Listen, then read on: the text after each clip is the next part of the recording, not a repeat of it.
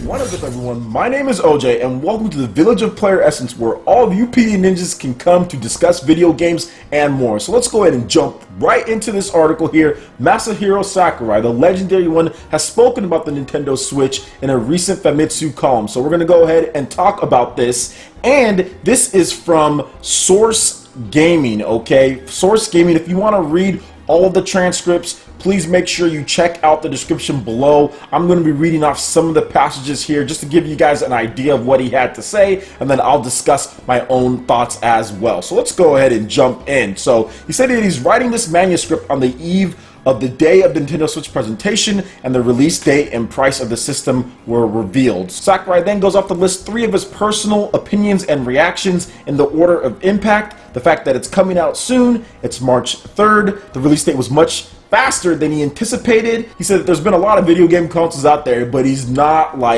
sure if there's ever been a video game console that's been like announced and then released that fast after it's actually been like revealed as far as the price and everything. He said that it's cheap, so he loves the fact that the price is really good considering all that the Nintendo Switch can do. Has a capacitive LCD touchscreen, comes with the dock, adapter, various cables, and all. He said it's really reasonable for the price that they're charging for it. The controllers have a lot of transmitters and receivers, which makes them expensive, so the Nintendo Switch does come with 2 of them, so he's really happy with the price. When it comes to region-free, he is really happy about it being region-free. He says that it's not locked, meaning that you can play games, foreign games, or any type of games from any region without any restrictions. And he says that he likes to play a lot of different games from many different regions, so he's very pleased. And of course, you know, it's general policy, so there may be some extreme cases where restrictions are put in place, but for the most part, he's happy that it is region free. He says that people do tend to think, since he is the Smash Bros creator, that he that he works for Nintendo solely, but that's actually not the case. He didn't know about the Nintendo Switch until he saw the presentation and kind of like amazed that he can play The Legend of Zelda Breath of the Wild on March 3rd. He said it almost doesn't feel real. Another one of the features that was revealed that he wanted to talk about more was the Nintendo's online service and how it's going to be paid for. There will be a free trial, but then at the end of the year, it is going to be going paid, so it does require the fee, and basically functions similar to PS Plus, like he was saying. He said the price and other details have not been revealed yet at the time he was writing, but we do know now that it's going to be anywhere between $17 and $26 yearly for that, so much cheaper than PS Plus and Xbox Live.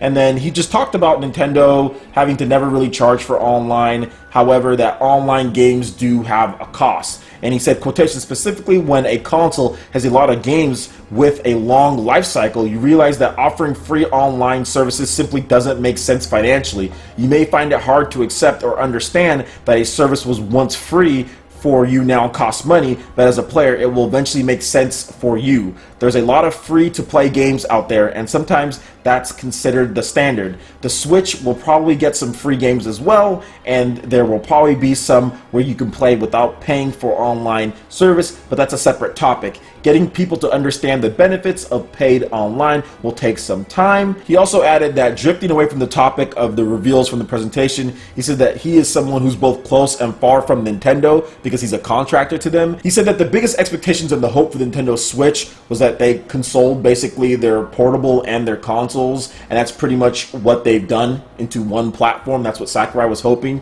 and it seems like that's what's happening for the most part, even though Tatsumi Kimishima is saying, hey, well, I'm considering a 3DS successor. I don't think so, but like I said, we will see on that one. And he also went into the days of the Game Boy. Nintendo always needed separate development teams across 2 platforms, handheld division and home console division. Secondly, third parties had to choose between the 2 or only one or both of them, and the differences in architecture were basically a problem for many different developers out there. He said that on the Nintendo side, he felt that the only game that really succeeded in that right as far as Wii U and Nintendo 3DS or portable and console was Super Smash Bros. For Wii U, and I have to 100% agree with him. It's the best-selling Smash Bros. Game of all time. So that Nintendo's even had developers working on 3 to 4 different platforms in the past beforehand, but now they can basically just consolidate everything to pretty much one platform with the 3DS on the side. He said that this will definitely help increase Nintendo's development power when it comes to releasing games and all of that. And there's also one more quote that I want to add in here,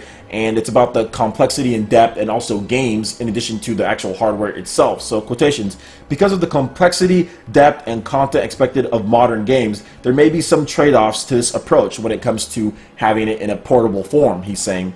But I think being able to increase your development capacity in this day and age is something worth celebrating, because in the end, software is what decides success and failure, not the hardware details. So I think that's something that is just always like the age-old question when you talk about Nintendo, is like software versus the actual hardware. A lot of people have not been happy with the power of Nintendo hardware, with the architecture, whatever the case is. But with Nintendo Switch, I think Nintendo's done their best to try to make a happy median when it comes to third-party developers, when it comes to their own in-house.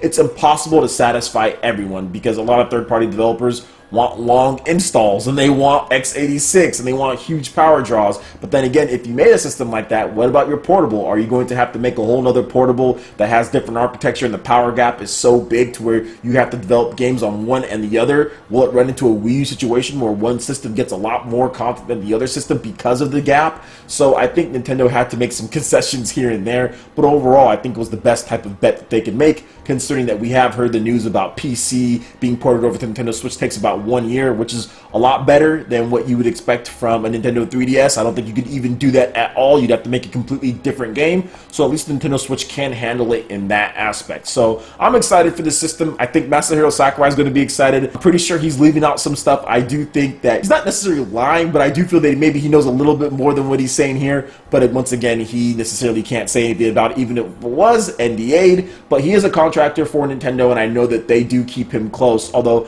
I know he was really close with the late Satoru Iwata, and since Satoru Iwata passed, he has went on record and saying that he doesn't know how his future is going to be with Nintendo or what it comes down to. So maybe we're seeing the first signs of that right now at this point. But I know Masahiro Sakurai is already working on his new game. But I do feel that if he does make a game, it's probably going to be an exclusive for the Nintendo Switch or Nintendo systems, so we have to just wait and see on that. But overall, I love Masahiro Sakurai. I think he did a great job with this column that he did. I really do appreciate his thoughts on the matter, because they echo a lot of things that some people have been saying as far as their excitement and some of the strong points of the Nintendo Switch. Alright guys, that wraps it up for this video here. Go ahead and hit that like button if you did like it. Lets me know you guys want more content like this going forward in the future. And subscribe to PlayerEssence for more news, reviews, trailers, tips and tricks, and everything in gaming. Thank you so much for watching, and we'll see you guys for the next video.